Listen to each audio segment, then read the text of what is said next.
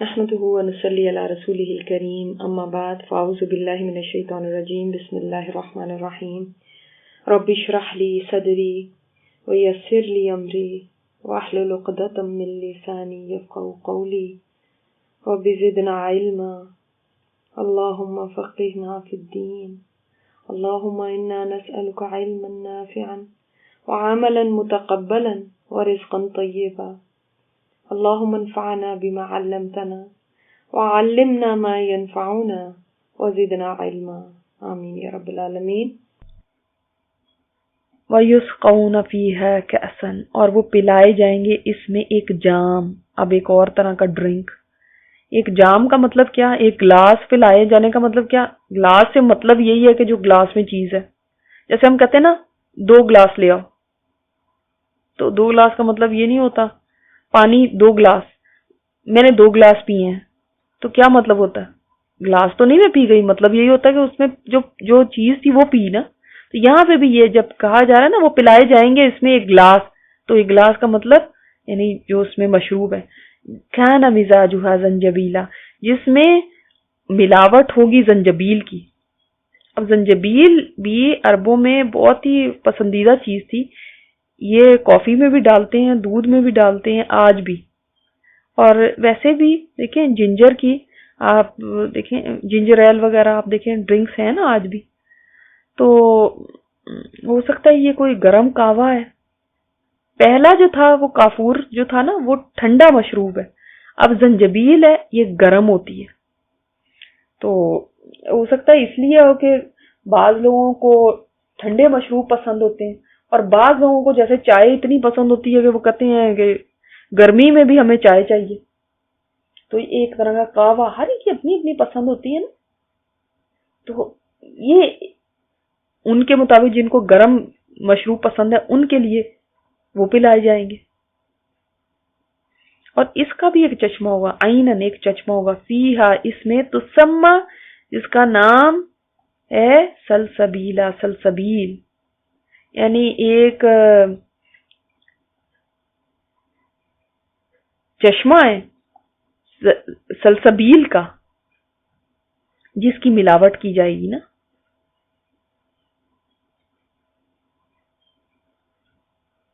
تو سلسبیل کا بھی معنی یہی ہے کہ جو مشروب آسانی کے ساتھ حلق میں اتر جائے۔ اور اس چشمے کو بھی جہاں پہ بھی چاہیں گے اہل جنت اس کو بہا کے اسی طرح لے جائیں گے۔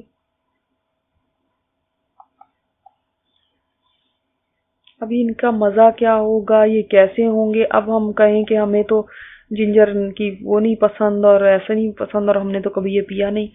دیکھیں یہ چیزیں صرف ہمیں ایک آئیڈیا دینے کے لیے، ان کو تو ہم امیجن ہی نہیں کر سکتے نا کہ ان کی خوشبو، ان کا ذائقہ، ان کی لذت کیا ہوگی۔ وَيَطُوفُ عَلَيْهِمْ وِلْدَانٌ مُخَلَّدُونَ، اور ان پر گھومیں گے لڑکے، ہمیشہ لڑکے رہنے والے۔ یہ جو ویٹرز ہوں گے نا جو لے کے گھوم رہے ہوں گے وہ بھی ایسے ہوں گے جو ہمیشہ لڑکے ہی رہیں گے۔ یعنی یہ کیوں کہا گیا ہمیشہ لڑکے رہیں گے؟ اس لیے کہ دیکھیں نوکر کون سا زیادہ مالک کو پسند ہوتا ہے؟ جو ایفیشنٹ ہو، چاقو چوبند ہو، بھاگ کے کام کرے۔ اور اس کے لیے کیا ضروری ہے؟ انسان ینگ ہو، ہے نا۔ بوڑھا انسان تو اس طرح سے کام نہیں کر سکتا بھاگ دوڑ کر کے۔ اور آپ یہ بھی دیکھتے ہیں کہ اگر آپ کوئی نوکر رکھ لیتے ہیں، اس کو ٹرین کرتے ہیں، یا آپ کے پیچھے امی کے گھر سے کوئی نوکر چلا آ رہا ہے جو ٹرینڈ ہے، اب آپ کے مزاج سمجھتا ہے، آپ کے گھر میں رچ بس گیا ہے، آپ کی پسند ناپسند، آپ کی مرضی، آپ کس وقت کھاتے ہیں، کس وقت سوتے ہیں، کس وقت اٹھتے ہیں، آپ کو کیسا کھانا پسند ہے، کیسا پینا پسند ہے، سب چیزیں وہ جانتا ہے۔ کون سی چیز کہاں پڑی ہوئی ہے، ہر چیز کا جو اس کو پتا ہے، ٹھیک ہے۔ اب کیا ہوتا ہے؟ اب وہ نوکر بوڑھا ہو جاتا ہے، تو اب وہ اس کے اندر اتنی ہمت نہیں رہی، اب آپ کے کام وہ ایسے کر نہیں سکتا، تو اب اس کو آپ پھر فارغ کرتے ہیں، پھر اور کسی کو لے کر آتے ہیں، پھر اس کو ٹرین کرنا پڑتا ہے، پھر اس کو سب سکھانا پڑتا ہے نا۔ لیکن جنت میں ایسا ہے کہ وہاں کے جو خادم ہیں نا، نوکر ہیں، وہ لڑکے اور ہمیشہ لڑکے ہی رہیں گے، ہمیشہ ینگ ہی رہیں گے. کبھی یہ نہیں مسئلہ ہوا کہ ہاں اب ان کو فارغ کرو، اب دوسرا لے کر آؤ، اب یہ اس طرح سے کام نہیں کر سکتے، بلکہ وہ ہمیشہ ایکٹیو، ہمیشہ چاقو چوبند رہنے والے ہوں گے. اور اذا رأیتہم حسبتہم لؤلؤا منثورا، جب تم ان کو دیکھو گے تو دیکھو گے، سمجھو گے ایسے جیسے کہ ایسے لگے گا جیسے کہ موتی ہیں بکھرے ہوئے. اوپر سے اگر دیکھے کوئی، اس کا یہ ان کی خوبصورتی، نفاست، صفائی، اس سب کے اوپر اشارہ ہے کہ اتنے خوبصورت ہوں گے، اتنے صاف ستھرے ہوں گے، ایسے چمکدار، ایسے حسین ہوں گے کہ جیسے موتی ہیں، پرلز ہیں جو بکھرے میں. اس سے یہ بھی پتہ چلتا ہے کہ وہ بکھرے ہوں گے، کوئی کام کر رہا ہوگا، کوئی کام کر رہا ہوگا. حضرت ابن عمر کا قول ہے کہ ادنا جنتی وہ ہوگا جس کی خدمت میں 1000 خادم لگے ہوئے ہوں گے، اور ہر خادم کا کام دوسرے خادم کے کام سے جدا ہوگا. پھر آپ نے یہی آیت تلاوت فرمائی. اور نبی کریم صلی اللہ علیہ وسلم نے فرمایا سب سے کم درجے کی جنتی کے سر کے پیچھے 10,000 خدمت گزار کھڑے ہوں گے. سبحان اللہ. ابو ہریرہ کی روایت میں بیان ہے کہ سب سے کم مرتبے والا جنتی وہ ہوگا جس کے پاس خدمت کے لیے صبح شام 5,000 خادم آئیں گے، اور ہر خادم کے پاس کھلانے پلانے کے لیے ایسا برتن ہوگا جو دوسرے خادم کے پاس نہیں ہوگا. تو ایسے ہوں گے.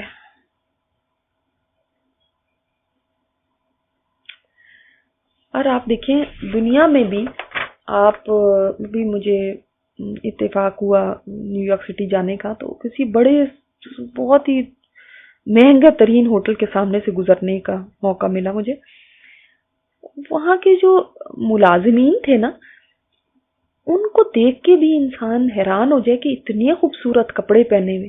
پتہ چل رہا تھا کہ بہت مہنگے کپڑے اور بڑے چاقو چوبند، بڑے ایفیشنٹ ایسے لوگ کھڑے کیے ہوئے تھے. دنیا میں بھی جتنے بڑا ہوٹل ہوتا ہے، آپ دیکھتے ہیں نا کہ وہاں کے ویٹرز یا وہاں کے گارڈز یا وہ لوگ جو ہوتے ہیں وہ بڑے انہوں نے سلیکٹ کر کے کھڑے کیے ہوتے ہیں، اور ان کی جو وردیاں ہوتی ہیں وہ بھی اس مطابق ہوتی ہیں. تو یہ جو ملازم ہوں گے نا، جو وہاں کے خادم ہوں گے، انہوں نے بھی ایسے لباس پہنے ہوں گے اور ایسے زیور پہنے ہوں گے اور چاقو چوبند ہوں گے. اسی لیے تو فرمایا نا کہ وہ ایسے لگے گا جیسے موتی ہیں بکھرے ہوئے. سبحان اللہ.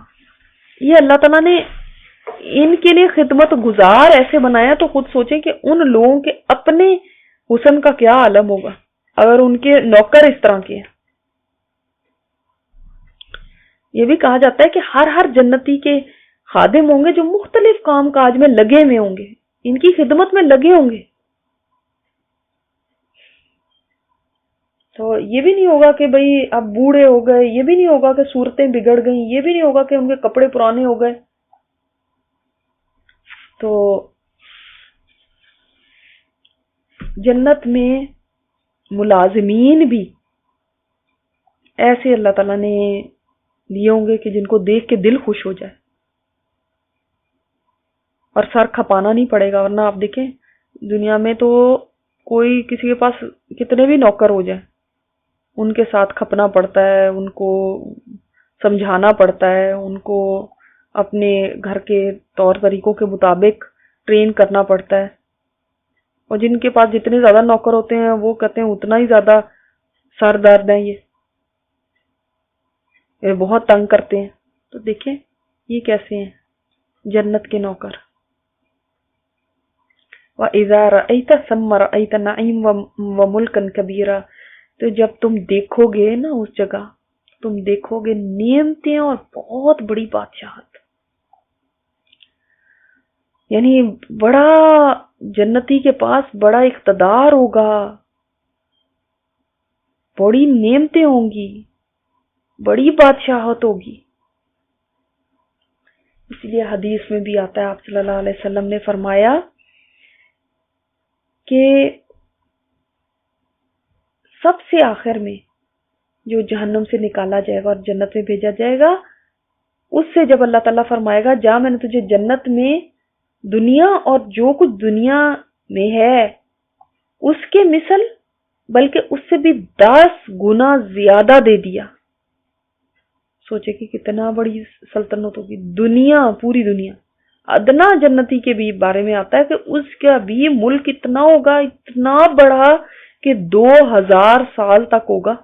چلتے رہے نا 2000 سال لگے، لیکن پھر بھی اس کو نا دور کی چیزیں بھی ایسے ہی نظر آ رہی ہوں گی جیسے قریب کی چیزیں. تو اب آپ یہ دیکھیں ادنا جنتی کو اتنی بڑی سلطنت ملے گی تو اعلیٰ جنتی کو سوچو کہ کتنا کچھ ملے گا. اسی پہ تو بات ہے نا کہ ایک حبشی تھا جو آپ صلی اللہ علیہ وسلم کے دربار میں حاضر ہوا. آپ نے اس کو فرمایا تمہیں جو کچھ پوچھنا ہے، جس بات کو سمجھنا ہے پوچھ لو. اس نے کہا یا رسول اللہ، صورت، شکل، رنگ، روپ، نبوت، رسالت میں آپ کو ہم پہ فضیلت حاصل ہے. اب یہ بتائیں اگر میں بھی ان چیزوں پر ایمان لے آؤں جن پر آپ ایمان لائے ہیں اور جن پر آپ عمل کرتے ہیں، اگر میں بھی ان پر عمل کروں تو کیا جنت میں آپ کے ساتھ ہو سکتا ہوں؟ آپ نے فرمایا ہاں قسم ہے اس اللہ کی جس کے ہاتھ میں میری جان ہے کہ سیاہ رنگ لوگوں کو جنت میں وہ سفید رنگ دے دیا جائے گا کہ 1000 سال کے فاصلے سے بھی دکھائی دے گا. اتنے نورانی ہوں گے ان کے چہرے. پھر آپ صلی اللہ علیہ وسلم نے فرمایا جو بھی لا الہ الا اللہ کہے اس کے لیے اللہ کے پاس عہد مقرر ہو چکا ہے، اور جو شخص سبحان اللہ و بحمدہ کہے اس کے لیے 1,24,000 نیکیاں لکھی جاتی ہیں. تو اس شخص نے کہا کہ پھر یا رسول اللہ صلی اللہ علیہ وسلم ہم کیسے ہلاک ہوں گے؟ آپ نے فرمایا سنو، ایک شخص اتنی نیکیاں لائے گا کہ اگر کسی بڑے پہاڑ پر رکھ دی جائیں تو اس پر بھی بوجھل پڑے، لیکن پھر جو اللہ کی نعمتیں اس کے مقابلے میں آئیں گی تو قریب ہوگا کہ سب فنا ہو جائیں. ہاں یہ اور بات ہے کہ اللہ کی رحمت توجہ فرمائے. اس وقت یہ صورت ملکن کبیرہ تک اتری. اسی حبشی نے کہا یا رسول اللہ جو کچھ آپ کی آنکھیں جنت میں دیکھیں گی کیا میری آنکھیں بھی دیکھیں گی؟ آپ نے فرمایا ہاں ہاں. بس وہ رونے لگا یہاں تک کہ اس کی روح پرواز کر گئی. یعنی اس کو اتنا شوق ہوا جنت کا کہ وہ اس کے اندر ہی وہ فوت ہو گیا. حضرت عبداللہ فرماتے ہیں کہ میں نے دیکھا کہ آپ صلی اللہ علیہ وسلم نے اپنے ہاتھوں سے اس کو دفن فرمایا. تو اندازہ کریں نا پھر کہ جنت کے شوق جن کو لگ جائیں، جن کو ان چیزوں کا واقعی یقین آ جائے، جن کو جن کی نظر کے سامنے یہ سب کچھ رہے، تو پھر ان کے لیے تو دنیا کی یہ چیزیں تو بالکل حقیر ہے نا. پھر ان کے لیے دنیا اور دنیا کی یہ جو نعمتیں ہیں یا جو مال ہے یا یہ چیزیں کیا اہمیت رکھیں گی؟ ایسا دل نہیں چاہتا کہ جلدی وہاں چلے جائیں، لیکن اس کے لیے تو صالح اعمال چاہیے، نیک اعمال چاہیے. آپ صلی اللہ علیہ وسلم نے فرمایا جنت میں نا ایک کوڑے کی جگہ بھی ساری دنیا اور دنیا میں جو کچھ ہے اس سے بہتر ہے. اور یہ بخاری اور مسلم میں ہے. اور یہ بھی فرمایا کہ جتنی جگہ میں آدھی کمان رکھی جاتی ہے نا، یہ تیر کمان ہوتی ہے نا، تو جو آدھی کمان رکھی جاتی ہے جنت میں، اتنی سی جگہ بھی ان سب چیزوں سے بہتر ہے جن پر سورج طلوع ہوتا ہے یا غروب ہوتا ہے. سبحان اللہ. یعنی دنیا کی ہر چیز سے زیادہ.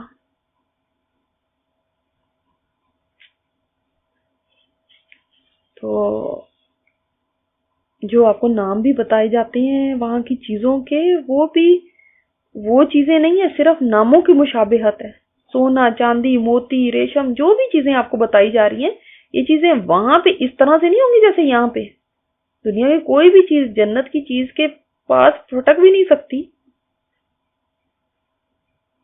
تو یہ لیکن ملے گا ان کو جو دیکھیں اس طرح سے کھلاتے ہوں گے، ایسے ڈرتے ہوں گے اس دن سے، جو نماز کے لیے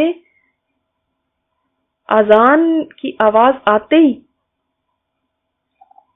نیند توڑ دیتے ہوں گے. یا کاروبار ہے یا کام ہے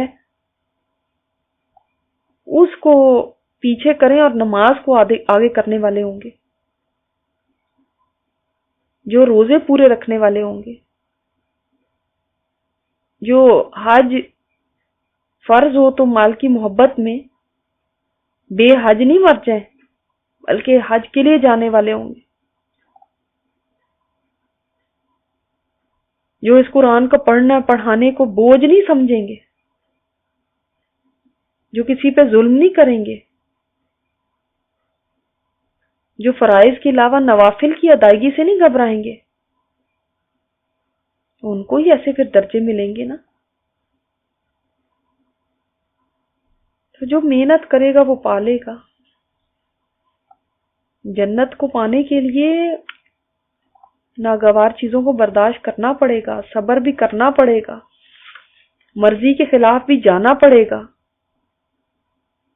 آپ صلی اللہ علیہ وسلم نے فرمایا ہوشیار وہ ہے جو اپنے نفس پر قابو کر لے اور موت کے بعد کے لیے عمل کرے، اور بے وقوف وہ ہے جو اپنے نفس کو خواہشوں کے پیچھے لگائے رکھے اور بغیر عمل کے ہی اللہ سے امید رکھے، بغیر عمل کے ہی سوچتا رہے اللہ بڑا غفور الرحیم ہے، مجھے معاف کر ہی دے گا۔ تو جس کو دوزخ سے بچنے کی فکر ہے اور جنت میں پہنچنے کی فکر ہے، وہ دنیا کو آخرت پر ترجیح نہیں دے سکتا۔ وہ جتنی نیکیاں کرے گا کم سمجھے گا، وہ اپنے درجات بڑھانے کے لیے مسلسل کوشش کرتا رہے گا۔ تو جنت کی نعمتوں کی تفصیل پڑھ کے انسان پھر غفلت سے تو نہیں نہ سو سکتا، کہ ضرور انسان فکر کرے گا کہ میں کیسے اور کروں کہ یہ سب کچھ پالوں۔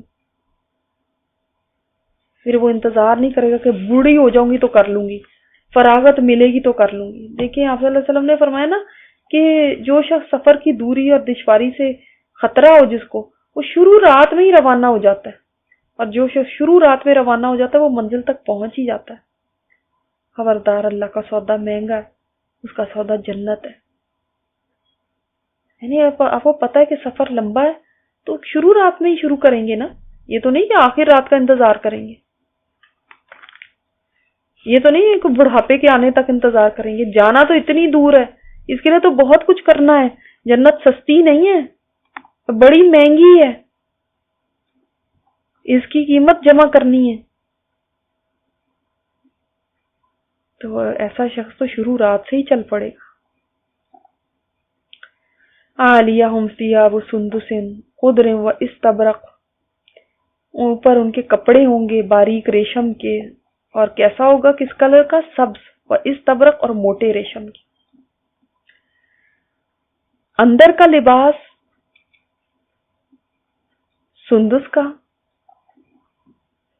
سوری استبرق کا، اور باہر کا لباس سندس کا۔ ظاہر میں باریک ریشم ہے۔ دیکھیں آپ نے کبھی دیکھا ہوگا کوئی ابا یا انگرکھا وغیرہ ہوتا ہے تو اوپر نا باریک ہوتا ہے نا، اندر موٹا ہوتا ہے۔ اسی طرح دیکھیں آپ کسی کا اوپر جو پہننے کا ہوتا ہے وہ باریک پہنا ہوتا ہے، اور نیچے جو شلوار وغیرہ ہوتی ہے، قمیض ہوتی ہے، وہ تو موٹے کپڑے کی ہوتی ہے۔ باہر کیا، یہاں کا دنیا کا ریشم تو ہم سمجھ بھی نہیں سکتے، وہاں کا ریشم کیسا ہوگا جو کیڑے نے نہیں بنایا، سلک ورم سے نہیں لیا گیا، اللہ تعالیٰ نے اپنے امر کن سے بنایا ہے۔ اور سندس وہ ہے جو اعلیٰ درجے کا خالص نرم ریشم جو جسم کے ساتھ لگا ہوا، اور جو استبرق ہے وہ چمک والا موٹا ریشم، عمدہ۔ وَحُلُّوا أَسَاوِرَ مِن فِضَّةٍ، اور وہ پہنائے جائیں گے کنگن چاندی سے۔ پرانے زمانے میں بادشاہ لوگ کنگن پہنا کرتے تھے، اور یہاں پہ کہا گیا کہ ان کو کنگن پہنائے جائیں گے۔ ایک جگہ پہ یہ بھی کہا گیا کہ سونے کے پہنائے جائیں گے، تو ہو سکتا ہے کہ سونے کے بھی پہنے، چاندی کے بھی پہنے۔ وَسَقَاهُمْ رَبُّهُمْ شَرَابًا طَهُورًا، اور ان کا رب ان کو پلائے گا پاک شراب۔ دیکھیں قرآن پاک میں شراب کا ذکر جہاں پہ آیا نا، تو وہاں پہ شراب کیسی ہوگی اور اس کا طریقہ استعمال کیا ہوگا یہ بتایا گیا۔ پہلی جگہ پہ یہ ہے کہ وہ خود پیئیں گے، دوسری جگہ پہ یہ ہے کہ خادم ان کو پلائیں گے، ان کے آگے گردش کرائیں گے، اور تیسری جگہ پہ یہاں پہ کیا ہے خود رب العالمین پلائے گا. پلانے کی نسبت اللہ کی طرف ہے. وہ بھی وہ خوش قسمت ہوں گے جن کو اللہ تعالیٰ خود اپنے ہاتھوں سے پلائیں گے.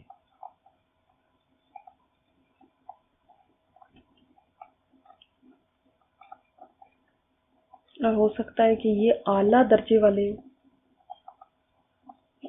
جو اوپر کے درجے پہ ہوں گے ان کو اللہ تعالیٰ پلائیں. درجے وہاں پہ بھی تو درجے ہیں نا. اور یہ تو شروع کی مہمانداری ہے، آگے یہ تو نزول ہے، آگے تو پتہ نہیں کیا کیا مہمان نوازی ہوگی. آپ دیکھ لیں یہ وہ لوگ ہیں جن کی مہمانی خود اللہ تعالیٰ کریں گے. اور اللہ تعالیٰ کی مہمانی کیسی ہوگی آپ دیکھیں. ہمارے جیسے لوگ بھی مطلب جو ہمارے پاس ہوتا ہے اس سے بڑھ کے ہی اپنی مہمان کی تواضع کرنے کی کوشش کرتے ہیں نا. جتنی ہماری استطاعت ہوتی ہے، جتنی ہماری وسعت ہوتی ہے. خود سوچیں کہ جہاں پہ میزبان اللہ تعالیٰ ہو اور مہمان انسان ہو، وہاں پہ مہمان نوازی کیسی ہوگی پھر. ان هذا كان لكم جزاء وكان سعيكم مشكورا. یہ ایسے ہی نہیں مل جائے گا، یہ ہے تمہارا بدلہ. اور تمہاری کوششیں جو ہے نا وہ قابل قدر ہیں، اللہ نے ان کی قدر کرنی. یہ بدلہ کس چیز کا ہے؟ جو تم کام کرتے رہے اس کا بدلہ. اور تمہاری کوششیں اللہ تعالیٰ نے قدردانی فرمائی ہے. تم نے جو محنت کی، جو بھاگ دوڑ کی، جو سعی کی، وہ مشکور ہوگی.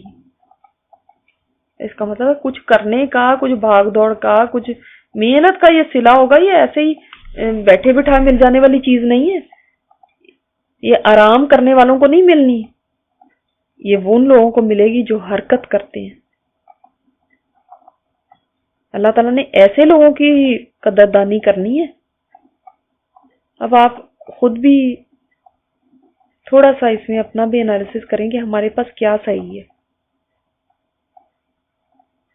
کچھ صحیح ہم کرتے بھی ہیں یا نہیں کرتے، کوئی ہماری بھاگ دوڑ ہے یا نہیں.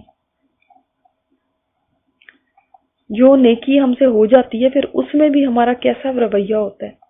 اس میں شکر گزاری ہے کہ اللہ تعالیٰ تیرا شکر ہے کہ تو نے موقع دے دیا، تو نے کام کرا دیا.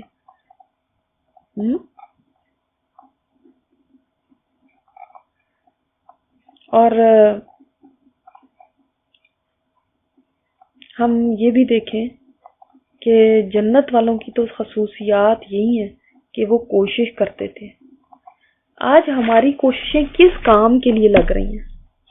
کوشش تو سبھی کر رہے ہیں، کس کام میں لگ رہی ہیں؟ اور کتنی دفعہ ہم کوئی کام کر کے یہ سوچتے ہیں کہ میرا رب اس کی قدردانی کرے گا؟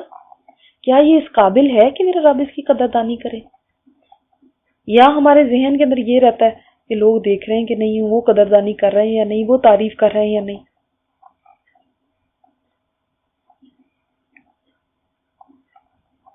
ہماری نظر کیا ہمارے رب کی طرف ہوتی ہے؟ اس کی طرف سے قدردانی مجھے مل جائے، یہ وہ قبول کر لے.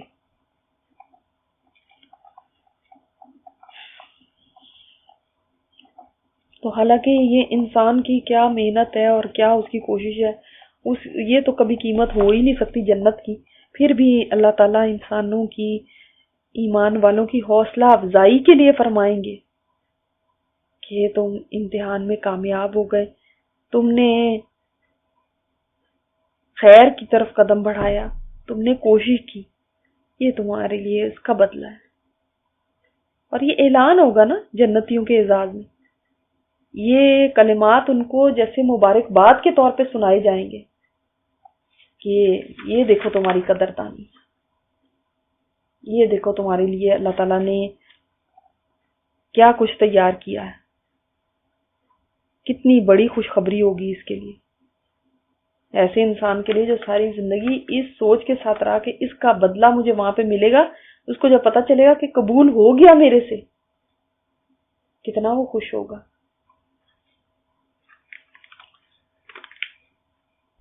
اچھا، یہاں پہ جو ریشم کی بات آپ نے سنی تو آپ کو معلوم ہے نا کہ دنیا میں مرد پہ ریشم حرام ہے،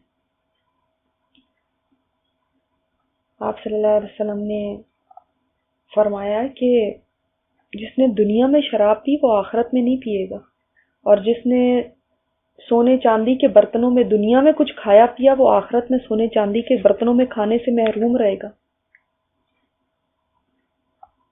اور جس نے دنیا میں ریشم پہنا تو اس کو وہاں پہ ریشم نہیں پہنایا جائے گا، اگر وہ جنت میں داخل ہو بھی جائے گا تو ریشم نہیں پہنے گا۔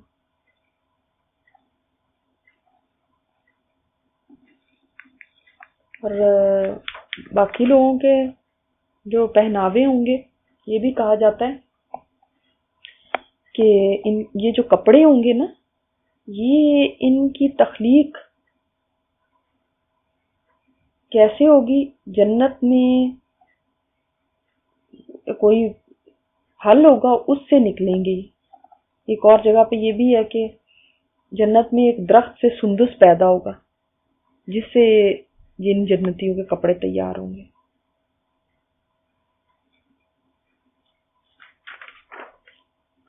اور جہاں تک زیور کا تعلق ہے، جیسے یہ کنگن ہے تو کہاں تک یہ کنگن پہنیں گے انسان؟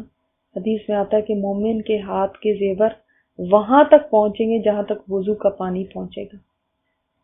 جہاں تک وہ وضو کرتا رہا ہے نا، وہیں تک اس کا زیور بھی جائے گا۔ اللہ تعالیٰ ہمیں ان لوگوں میں شامل فرمائے۔ اللہم جعلنا منہم، اللہم انا نسألک جنت الفردوس۔ اللہ ہمیں اس قابل بنائے کہ ہم وہ کام کر سکیں جنت میں جانے والوں کے۔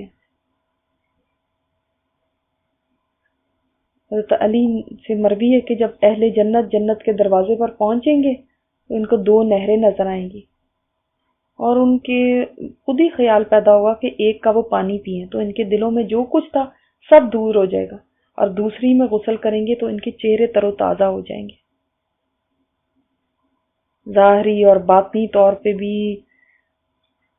اتنی ان کے اندر صفائی خوبی آ جائے گی۔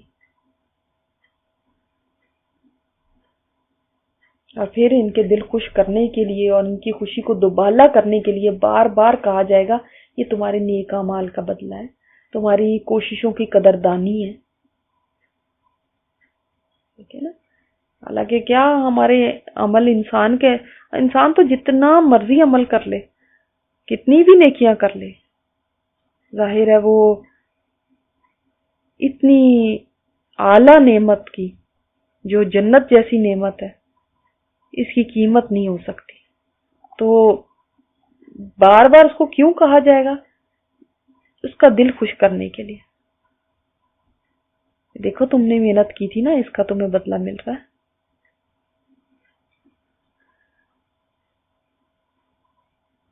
اسی لیے جنتی بھی دیکھیں اس بات کو ریئلائز کرتے ہوں گے، وہ بھی جو انہوں نے صحیح کی تھی اس کو کوئی بہت بڑی چیز نہیں سمجھتے ہوں گے، جبھی تو وہاں پہ جنت میں جا کے وہ کہیں گے نا اللہ تیرا شکر ہے کہ تو نے ہمیں ہدایت دی، ورنہ ہم تو ہدایت نہیں پا سکتے تھے۔ الحمدللہ الذی ہدانا لہذا، نا یہ پڑھا ہوا نا ہم نے۔ وہ ریئلائز کرتے ہیں، ان کو پتا ہے کہ ہم تو اتنے قابل نہیں تھے، اللہ جو تو نے ہم سے کام لے لیا وہ بھی تیری دی ہوئی توفیق تھی۔ سبحانک اللہم و بحمدک، نشہد ان لا الہ الا انت، نستغفرک و نتوب الیک۔ اللہ تعالیٰ ہمیں اپنے عذابوں سے محفوظ رکھے، اور اللہ تعالیٰ ہمیں اپنی رحمت میں جگہ عطا فرما دے۔